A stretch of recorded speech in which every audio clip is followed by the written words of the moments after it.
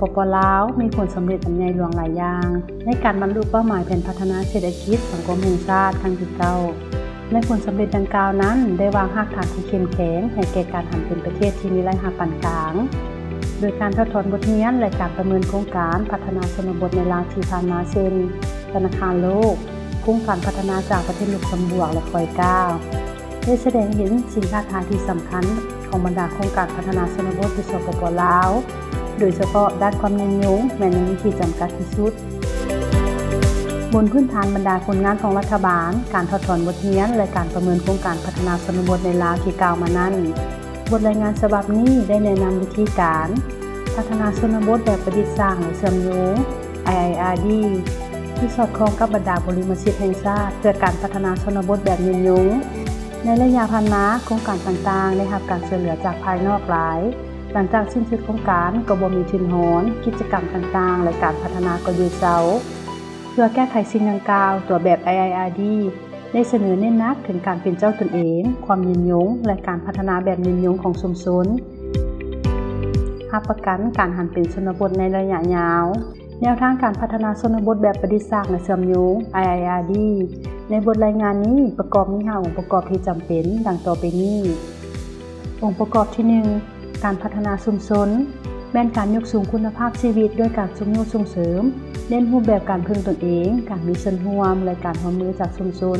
ในการพัฒนาพื้นฐานโครงสร้างและการสร้างการจัดตั้งบ้านให้เข้มแข็งถูกต้องสอดคล้องกับสภาพของท้องถิ่น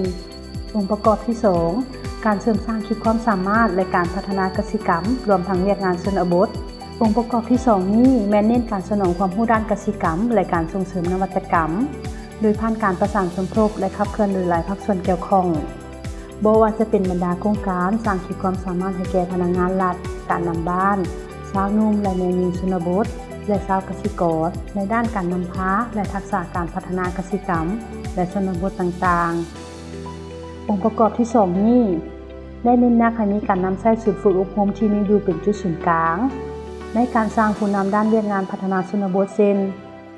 สร้างหลักสูตรสำหรับผู้เฮ็ดเวียกด้านพัฒนาชนบทและจัดฝึกอบรมอย่างเป็นปกติโดยการนำใช้หลักสูตรนี้ให้ผู้นำท้องถิ่นพนักงานรัฐ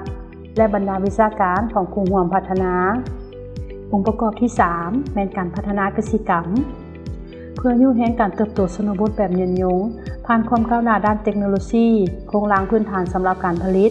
และการคุ้มครองการผลิตกสิกรรมตามที่สีเขียวและยืนยงชาวเกษตรกรสามารถลดผ่อนต้นทุนและเพิ่มกำไรได้ตัวอย่างแผนดำเนินงานของการผลิตพืชผักข้าวและงัวเป็นสินค้าองค์ประกอบ4สหกรณ์กสิกรรมการผลิตโดยสหกรณ์สามารถลดผ่อนต้นทุนผ่านหลักการเศรษฐกิจขนาดหรือ Economy of Scale สหกรณ์สามารถกำหนดราคาที่เหมาะสมแก่ชาวเกษตรกรโดยผ่านอำนาจการต่อรองแบบรวมกลุ่มกับตลาดฉะนั้นจึงจำเป็นต้องมีการพัฒนาสหกรณ์และส่งเสริมให้พวกเขาสามารถทำการผลิตและเฮ็ดธุรกิจกสิกรรมในกิจกรรมของตองโสมูลค่าเช่นตั้งแต่กระบวนการผลิตการกระจายสินค้าและการตอบสนองความต้องการของผู้บริโภคองค์ประกอบที่5การคุ้มครองโครงการและประสิทธิภาพองค์ประกอบนี้เป็นโครงการดำเนินงานพื้นฐานสนับสนุนการคุ้มครองโครงการการติดตามและการประมวลผลที่มีระบบการประสานงานแบบมีส่วนร่วมหรือ Co-PM ในทุกระยะของการจัดตั้งปฏิบัติโครงการที่ผ่านไปนั้นแม่นการรายงานโดยสังเขปเกี่ยวกับแนวทางการพัฒนาชนบทแบบประดิษฐ์สร้างและเชื่อมโยง IIRD ซึ่งประกอบด้วย5องค์ประกอบที่จำเป็นถึงอย่างใดก็ตาม IIRD เรียกร้องให้ทุกภาคส่วนเกี่ยวข้องมีความรับผิดชอบสูงและตัดสินใจสูงต่อภาระบทบาทและหน้าที่ของตนเพื่อจะประกอบส่วนในเวียกงานการพัฒนาชนบทในระยะใหม่ของสปป.ลาวสำหรับรายละเอียดของแต่ละองค์ประกอบนั้นท่านสามารถเข้าศึกษาเพิ่มเติมอยู่บนรายงานของพวกเราได้ขอบใจ